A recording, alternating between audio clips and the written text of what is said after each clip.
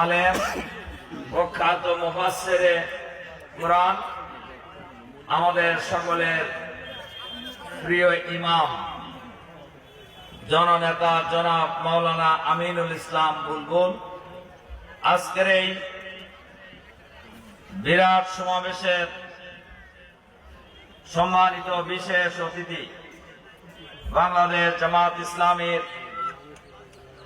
সিরাজগঞ্জ জেলা শাখার মাজলিস শুরার অন্যতম সদস্য, উল্লাপাড়া উপজেলা জামাতের সংগ্রামী আমির, সাবেক ভাইস চেয়ারম্যান, যদিও একদিনও চেয়ারে বসতে পারে নাই, আপনারা জানেন তো, আপনারা এই যে উনি ভাইস চেয়ারম্যান হিসাবে এত ভোট আপনারা দিয়েছিলেন, আর বাকি যত দল দাঁড়াইছিল সব দলের ভোট যোগ করলেও ওনার ধারে কাছে ছিল না, অথচ একদিনও তাকে কিন্তু চেয়ারে বসতে দেয় নাই। আবার উপজেলা ভাইস চেয়ারম্যান হিসাবে সরকারি বেতন পাওয়ার কথা ছিল 29,000 টাকা করে মাসে, 1 টাকাও দেয় নাই।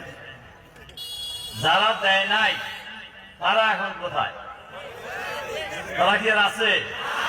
আর ওনাকে যে বেতন দেয় নাই উনি আছে।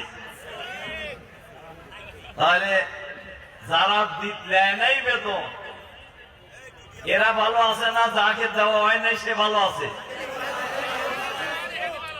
সম্মানিত